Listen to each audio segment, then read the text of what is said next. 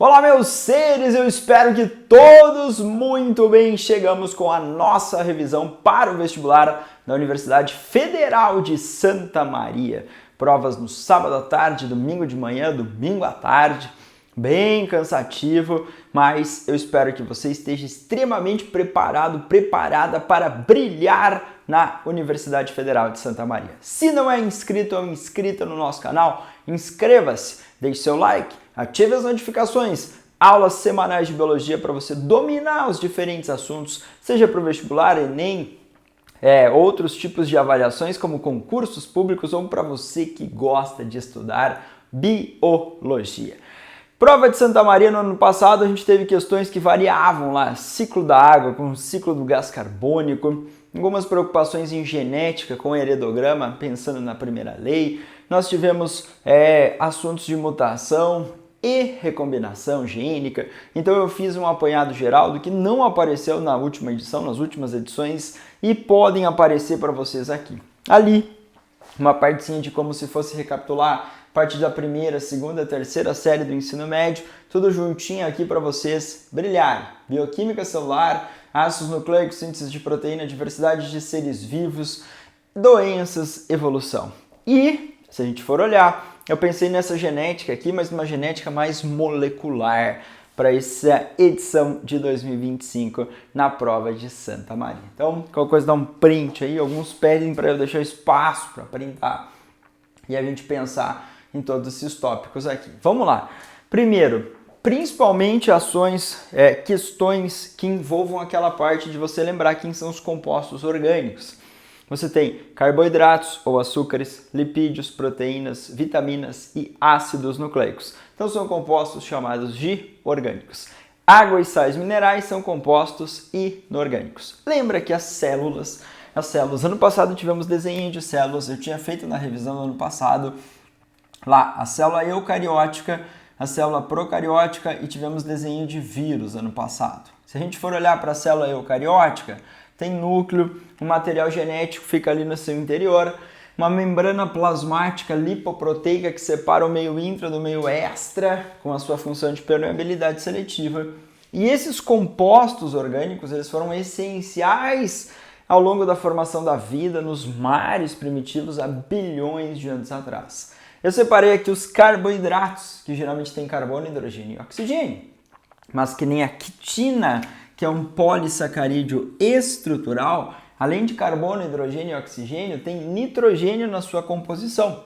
Então vamos separar assim: carboidratos, ou hidratos de carbono, ou açúcares, monossacarídeos, glicose, ribose, desoxirribose. Lembra da fórmula da glicose? C6H12O6.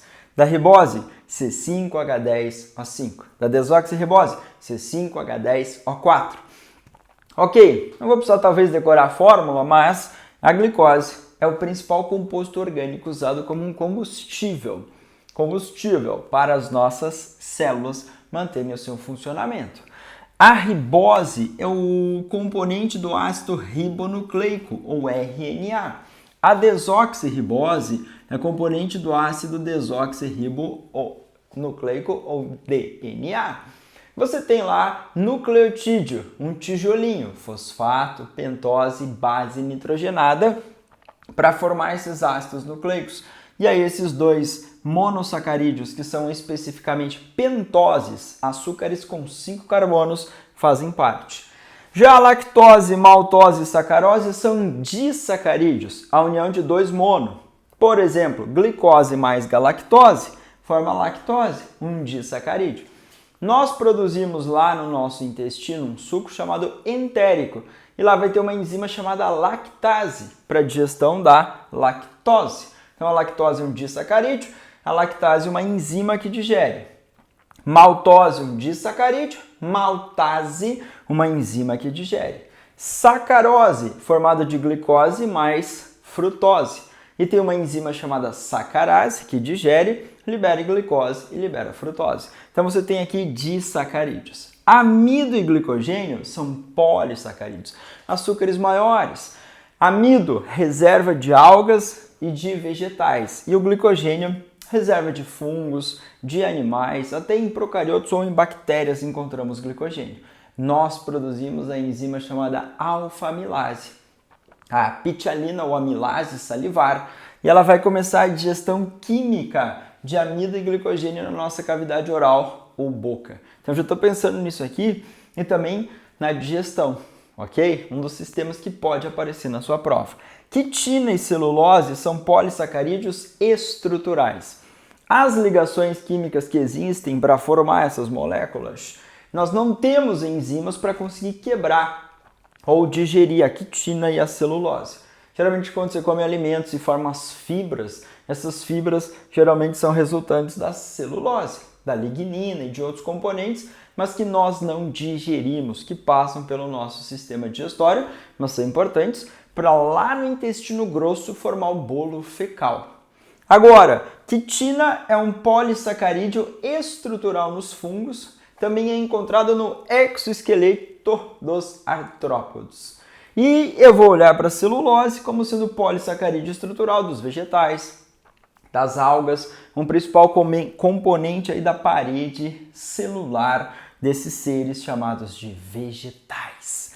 A parede celular celulósica nas células vegetais. Na comparação com os animais não têm parede celular. Com comparação com bactérias, as células bacterianas têm uma parede celular formada de peptoglicanos ou peptidoglicanos. Então cuidado nessas comparações, que eu vou pegando o tópico e vou fazendo uma lembrança geral. Biotecnologia baseada na informação de síntese de proteínas, ácidos nucleicos e síntese de proteína. 2 ácidos nucleicos, DNA e RNA. E as proteínas são os compostos orgânicos mais abundantes da célula. Você vai ter proteínas na membrana plasmática que servem para reconhecimento, para transporte, para sinalização, que funcionam como enzimas. Existem proteínas estruturais. Os anticorpos ou imunoglobulinas são proteínas de defesa do nosso organismo. Então você vai ter uma quantidade imensa. Proteínas famosas, hemoglobina, mioglobina. A hemoglobina dá cor vermelha aos nossos glóbulos vermelhos, nosso sangue. A mioglobina, cor vermelha aos músculos. Colágeno, a proteína mais abundante no nosso corpinho. Tem nos ossos, nas cartilagens, nos ligamentos, na nossa derme, abaixo da nossa epiderme. A nossa epiderme é um exemplo de tecido epitelial. E abaixo, a derme, tecido conjuntivo, lá uma célulazinha chamada fibroblasto, que produz uma grande quantidade dessa proteína, o colágeno. Uma proteína produzida e secretada, uma proteína estrutural. Se nós olharmos para a duplicação, transcrição e tradução, na duplicação do DNA você tem DNA formando DNA. Isso a gente chama de duplicação. É um processo semiconservativo, bidirecional, e nas células eucarióticas ocorre no núcleo. Tinha uma enzima chamada helicase, que ela quebrava as ligações de hidrogênio. Lembra que no DNA você tem uma dupla hélice e um pareamento específico? Adenina, 2 pontes de hidrogênio, citosina, guanina, 3 pontes de hidrogênio ou ligações de hidrogênio. Esse pareamento específico é do nosso amigo DNA. Adenina, timina, citosina, guanina.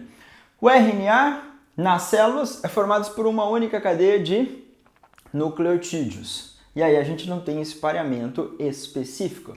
Mas no RNA você encontra adenina, uracila, citosina e guanina. Duplicação, transcrição e tradução. Se eu olhar para a duplicação, DNA faz cópia, DNA para o DNA. RNA, DNA, RNA, transcrição. Tem 2 fitas do DNA. Uma delas será transcrita. Timina no DNA orienta adenina no RNA. Adenina no DNA orienta uracil ou uracila no RNA. Guanina no DNA orienta citosina no RNA. Citosina no DNA orienta guanina no RNA. Então você tem esse pareamento específico e talvez você tenha que fazer a transcrição na prova de Santa Maria para você brilhar na questão. Então, do DNA passou a informação para o RNA e isso chama-se transcrição. Uma enzima chamada RNA polimerase é essencial para esse processo. E depois, nós vamos traduzir. Lá no RNA chamado de mensageiro, Uma sequência de 3 letrinhas chama-se códon.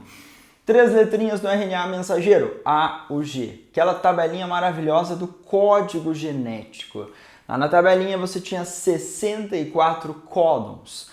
3, o A, o AG, o GA indicam fim. E os outros 61 códons orientam aminoácidos. A, U, G, códon de início. A, U, G, o códon de início. A, U, G, códon de início. E orienta um aminoácido chamado metionina.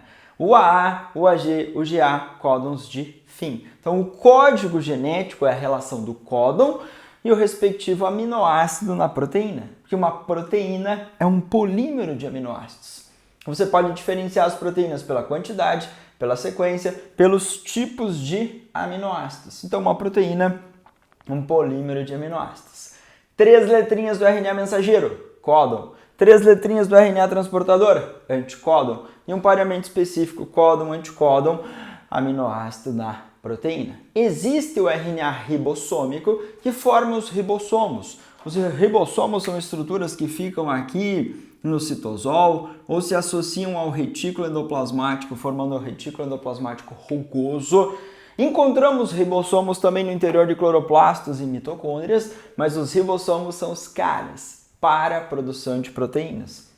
Então, essa síntese de proteínas é essencial nessa unidade chamada de ribossomo. A síntese de proteínas é essencial para os sistemas vivos. As células têm essa capacidade de realizar a sua síntese de proteínas. Os vírus são parasitas intracelulares obrigatórios e roubam toda essa capacidade da célula para produzir a proteína dele, vírus. Lá no vírus, você tinha material genético, ou RNA ou DNA, e o vírus colocando esse material genético nas células e esse material sequestrando a atividade biológica, principalmente com o intuito objetivo de produção de proteínas. Então teremos esse pensamento para a Universidade Federal de Santa Maria. Óbvio que você vai pensar daí na biotecnologia. Eu posso pegar uma espécie que tem uma informação de interesse econômico, copiar ou pegar esse gene e transferir para uma outra espécie. E aí eu criei um transgênico, uma espécie que recebe genes de outra espécie.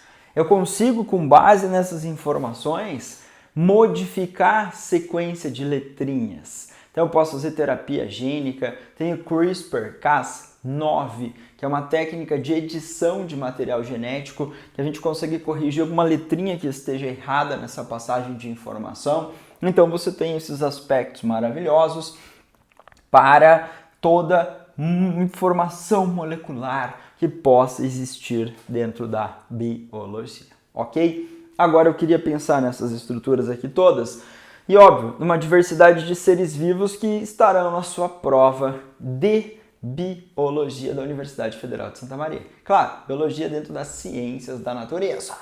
Agora, grupos animais, grupos de plantas, diversidade biológica. Os artrópodos, artrópodes são os animais que compõem o filo mais biodiverso do planeta. 82% dos animais descritos são dentro desse grande filo. Nós tínhamos subfilo Unirrhamia, subfilo Crustácea e subfilo Chelicerata. E aí eu separei os 3 principais grupos ali dentro: insetos, crustáceos e aracnídeos.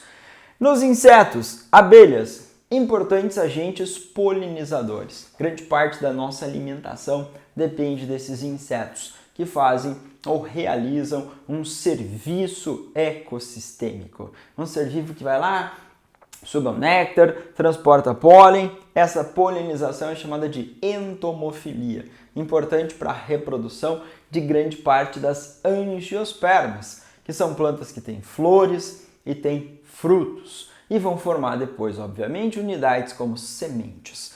As gimnospermas, como a araucária angustifolia, o pinheiro do Paraná, ela tem uma estrutura chamada estróbilo, que é uma estrutura visível de reprodução de onde sai o grão de pólen, mas o vento é o principal polinizador das gimnospermas. Já nas angiospermas você pode ter os insetos, as aves como o beija-flor, os morcegos, e aí você tem diferentes formas de polinização. As abelhas têm o corpo dividido em cabeça, tórax e abdômen.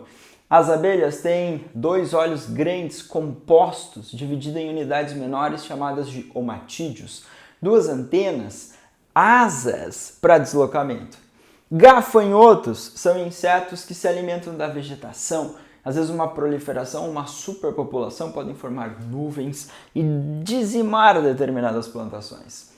Esses insetos são chamados de hemimetábolos, ou insetos com uma metamorfose parcial. Os gafanhotos, metamorfose parcial, e as abelhas, uma metamorfose chamada de total.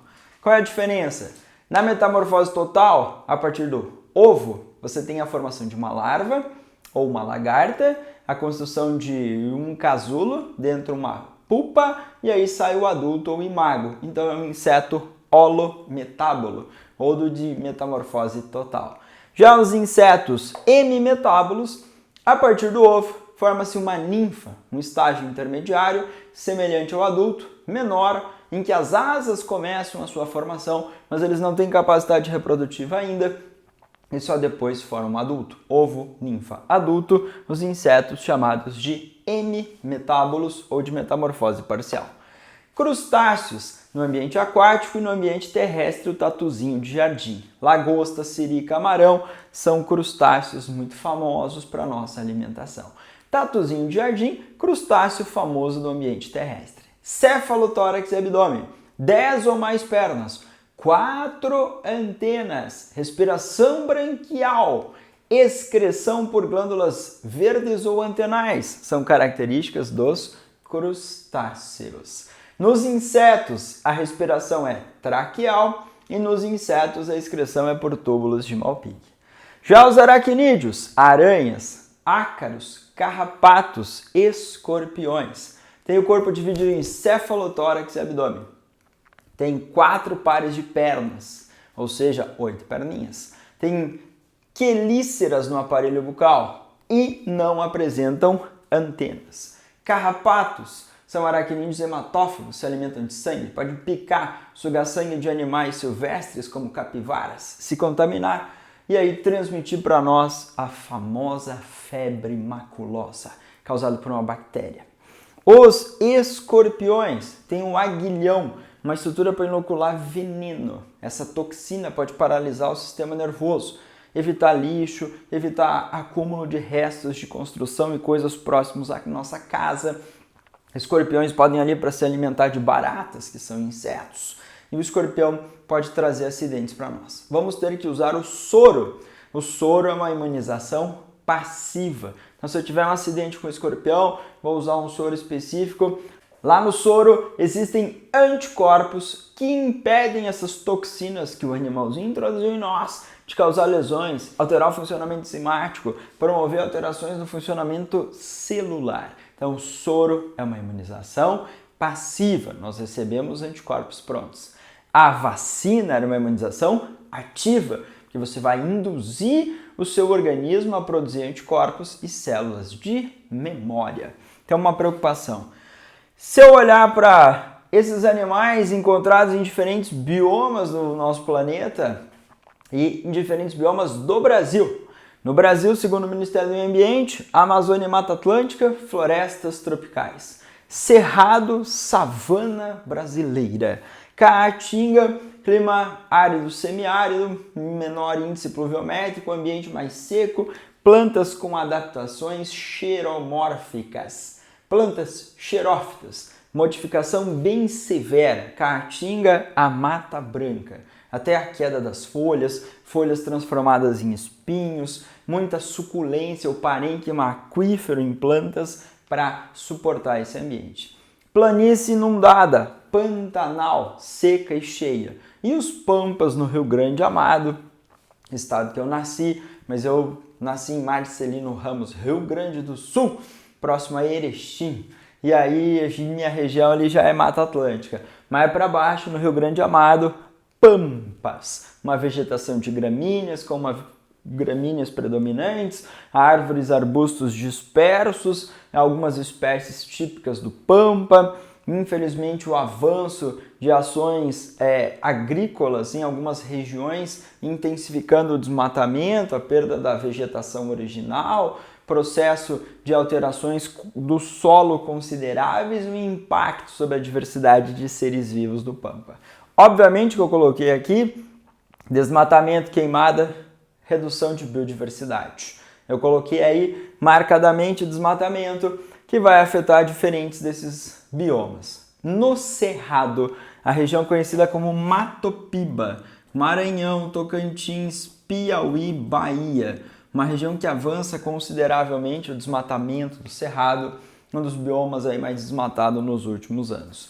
As queimadas, além de desmatar, você retira a vegetação original, você tem uma redução no sequestro do gás carbônico, você queima essa vegetação e libera mais gás carbônico. Então essas associações às vezes estão associadas diretamente, né? O desmatamento e as queimadas. Reduzir a sequestro de CO2 nesse desmatamento por tirar a vegetação, queimar, liberar carbono na forma de gás carbônico e aí intensificar a quantidade de CO2 na atmosfera, que é o principal gás associado ao aquecimento global, efeito estufa no nosso planeta. E é óbvio que essas condições promovem uma redução de biodiversidade. Quantidade de espécies que existem estão características em cada um desses biomas.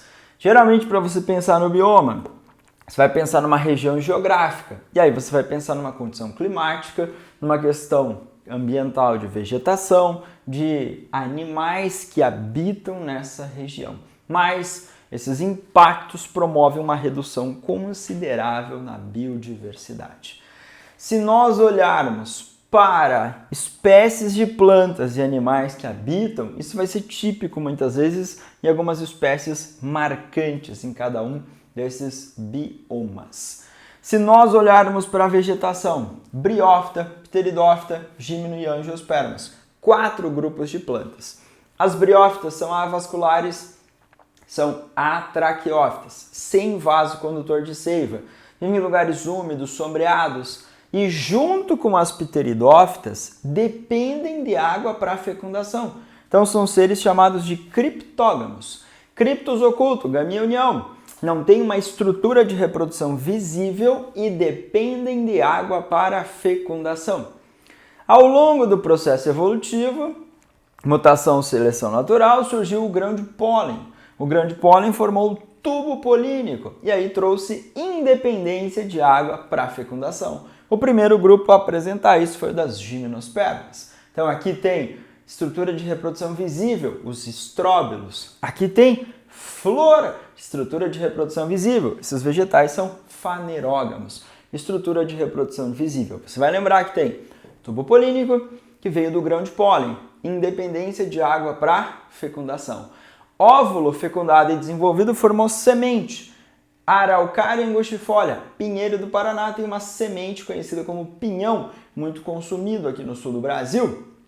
Nas angiospermas, além da semente, a gente vai ver flores e frutos. O óvulo fecundado e desenvolvido formando semente. Agora, nas angiospermas, tem uma estrutura externa ao óvulo, que é o ovário.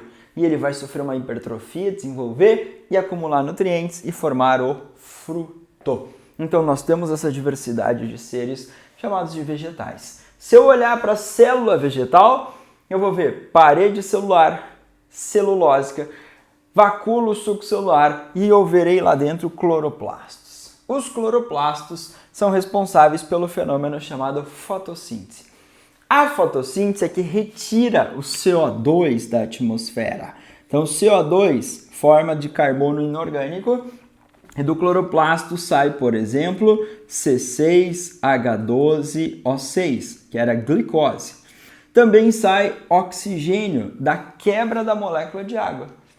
A célula vegetal produz no cloroplasto e vai começar a degradar parte do que ela produziu para ela sobreviver. Então a glicose produzida na fotossíntese vai ser consumida na respiração celular aeróbica. A respiração celular aeróbica tem 3 etapas: glicólise, ciclo de Krebs e fosforilação oxidativa, que é a cadeia respiratória acoplada à produção de ATP. Glicólise, ocorrendo no citosol, nesse espaço aqui gelatinoso. Ciclo de Krebs, ou ciclo do ácido cítrico, segunda etapa aqui na matriz mitocondrial.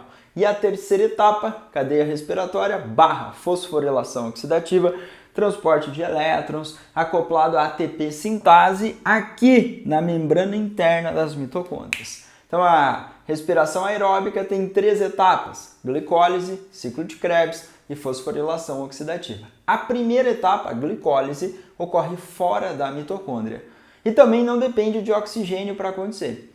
A segunda etapa, o ciclo de Krebs, a terceira, fosforilação, ocorrem dentro da mitocôndria e só vão ocorrer se tiver oxigênio disponível. O ciclo de Krebs ocorre na matriz e a fosforilação na membrana interna das mitocôndrias. As plantas, elas podem apresentar aquele famoso gráfico, vai ficar apertadinho aqui, mas tem um gráfico de fotossíntese e um gráfico mostrando respiração. E vai ter lá um tal de ponto de compensação fótico ou luminoso. Aqui, velocidade do processo, aqui, quantidade de luz. Vai chegar um momento do dia, nasceu o dia, os primeiros raios de luz acertando a vegetação nesse planeta maravilhoso.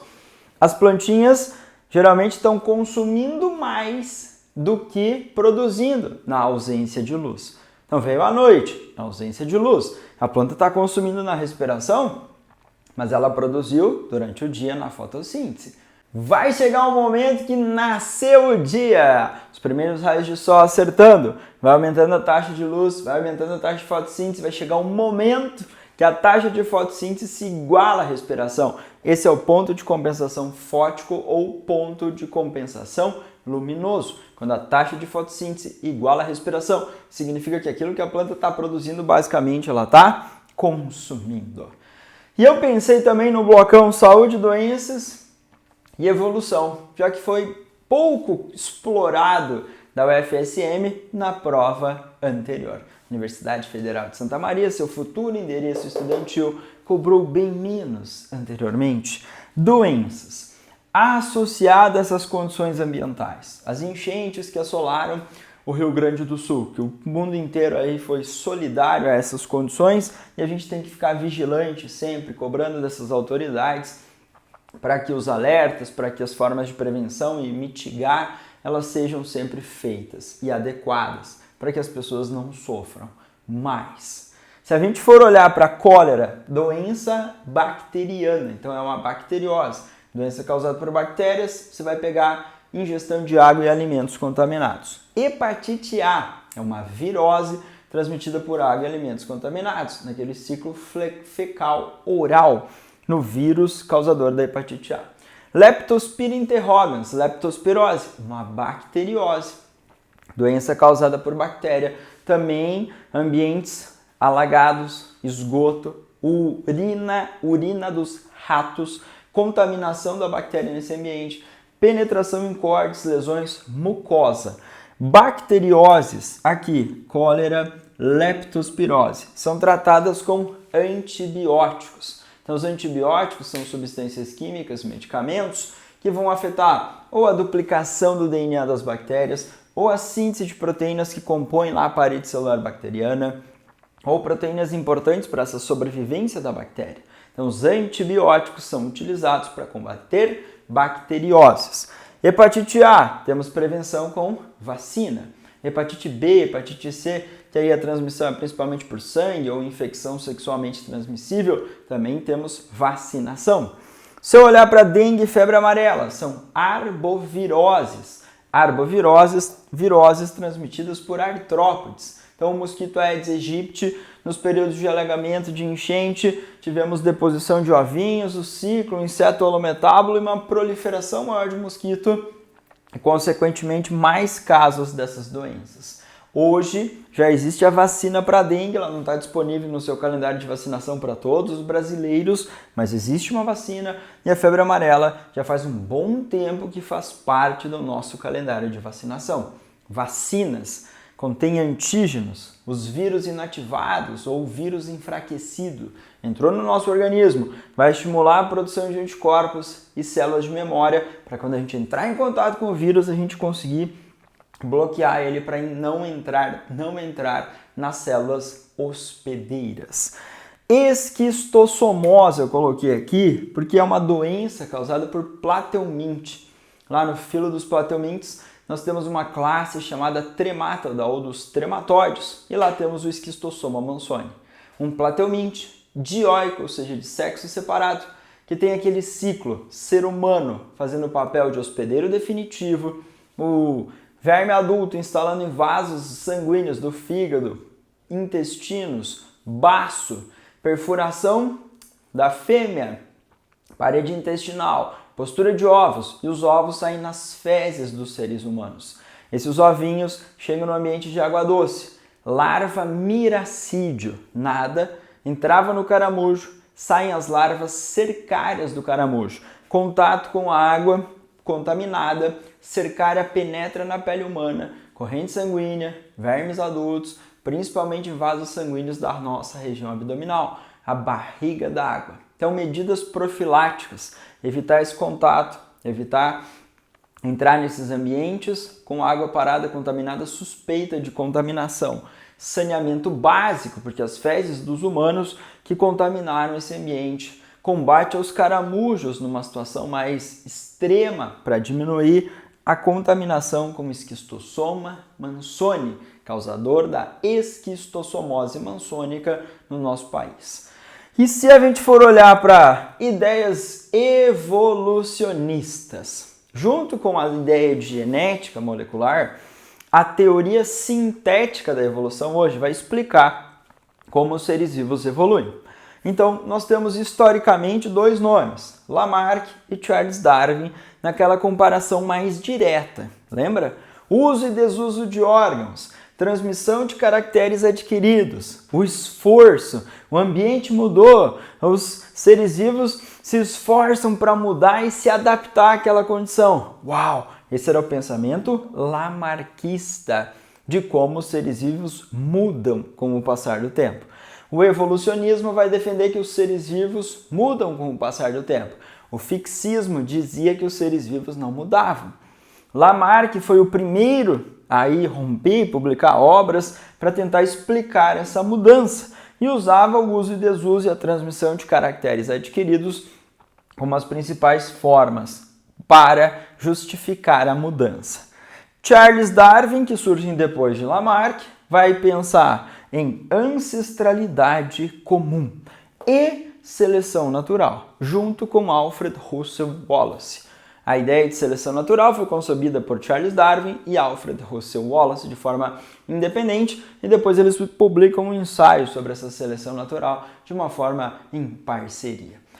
Quando nós olhamos para a ideia de seleção natural, duas palavrinhas, sobrevivência e reprodução. Então são as duas teses centrais do livro A Origem das Espécies, de 1859, publicado por Charles Robert Darwin, ou o autor do livro Charles Robert Darwin. Sobrevivência e reprodução, as ideias de seleção natural. Ancestralidade comum, então esses seres vivos, eles iam acumulando algumas características e de repente a partir de umas pequenas populações ancestrais surgiram novas espécies. Charles Darwin vai sofrer críticas para mostrar para a comunidade científica da época de onde vinham essas diferenças. Ô seu Charles Darwin, você falou que tem diferenças entre indivíduos da população. De onde vem? E o Darwin não tinha uma explicação satisfatória para a época.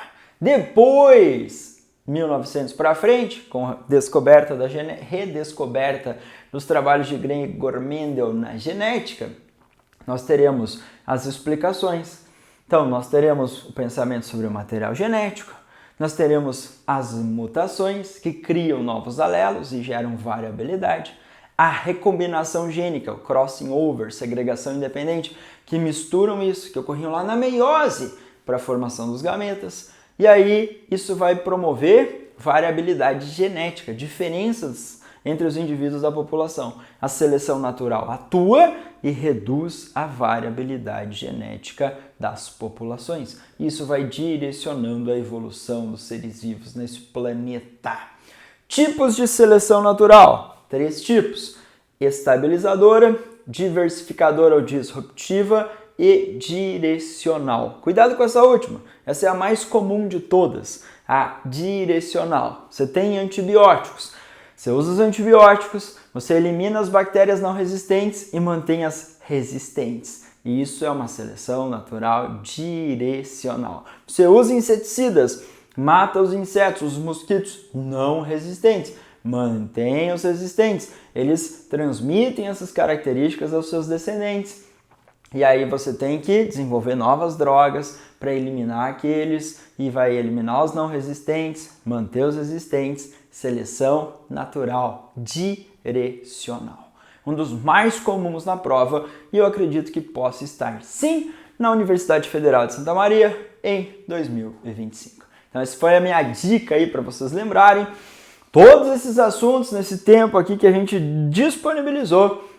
Eu desejo a todos vocês excelente ano de 2025, boas festas para vocês e todos os seus familiares. Passa o dedinho na tela daqui uns dias, seu nome na lista de aprovados Federal de Santa Maria. Ficarei muito feliz em ter ajudado você nesse momento da sua vida estudantil. Convido você que não é inscrito ou inscrito no nosso canal a se inscrever. Temos aulas semanais que você pode usar depois na universidade para estudar biologia. Abração para todos, boa prova, um abraço do SOST e bom vestibular da Federal de Santa Maria para todos vocês.